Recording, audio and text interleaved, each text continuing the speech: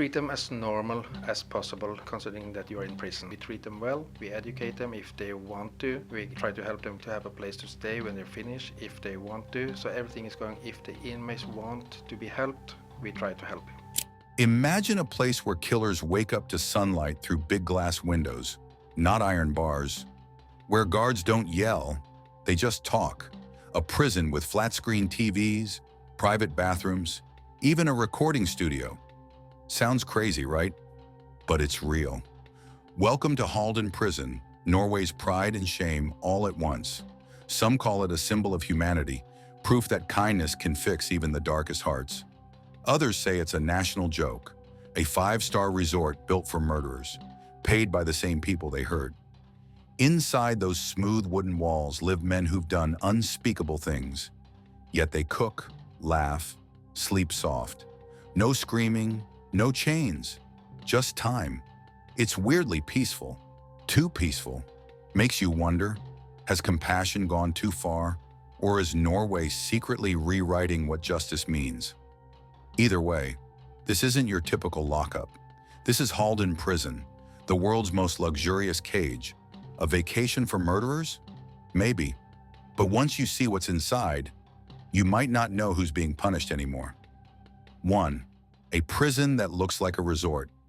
Hidden deep inside the pine forests of southeastern Norway sits Halden Prison. Though calling it a prison feels kind of wrong. No barbed wire screaming at the sky, no towers, no rifles, just trees, glass, and sunlight pouring through open courtyards like it's some quiet retreat. It cost over $250 million to build back in 2010. And yeah, you can see every penny in the design. Each cell's around 10 square meters, private bathroom, desk, flat-screen TV. Feels more like a dorm than a cell. There's a gym, a library, even a music studio where inmates record tracks. A professional kitchen too, because why not, right? Warm wooden walls, soft colors, no metal bars. Outside, prisoners paint murals, grow vegetables, walk forest paths that look straight out of a mindfulness ad. If it weren't for the locks, you'd swear you were touring a Scandinavian university. But that's the twist. Halden isn't built to punish. It's built to test an idea, to see what happens when you trade fear for forgiveness. It's calm, beautiful, almost peaceful, and that's exactly what makes it so unsettling. 2.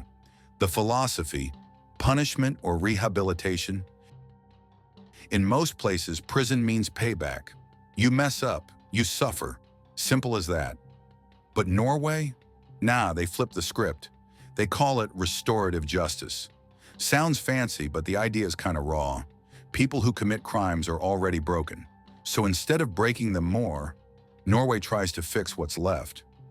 At Halden, guards don't wear guns or shades. They sit with inmates, eat beside them, even shoot hoops together. They call it dynamic security. Weird name, right? But it works. It's about trust, not fear.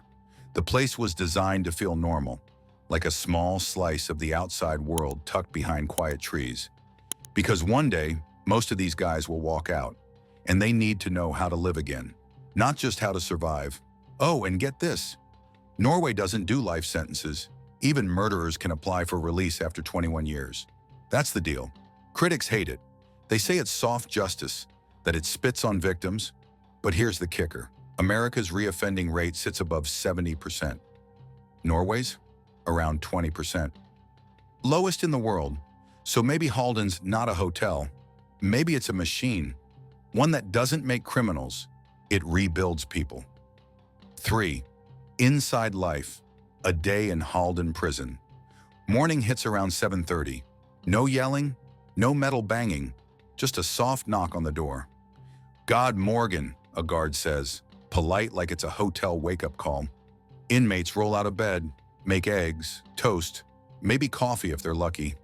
Then it's off to work. Carpentry, barista training, even graphic design. Yeah, seriously, education's a big deal here.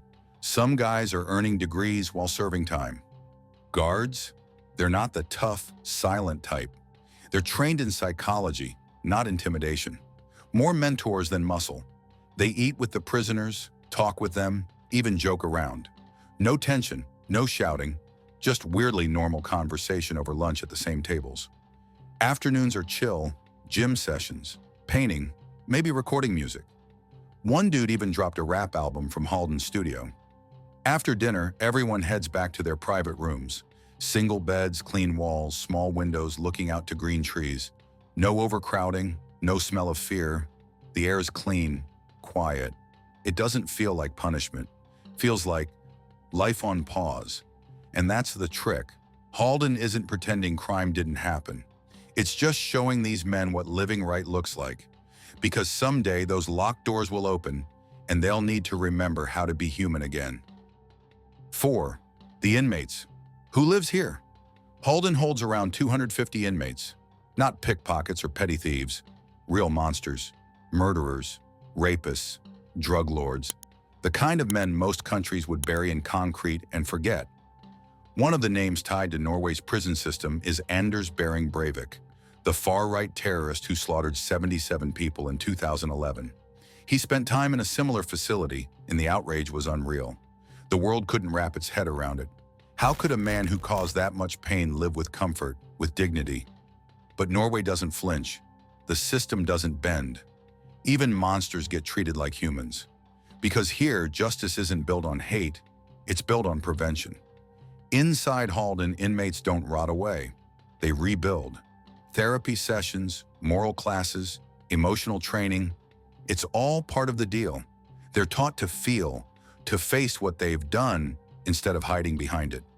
One inmate told the BBC, "They don't treat us like animals here, and that makes me want to stop being one." Still, not everyone buys it. Critics say it's unfair, that while victims lie cold in the ground, killers sleep warm and fed. Maybe they're right, but Halden's answer hits differently.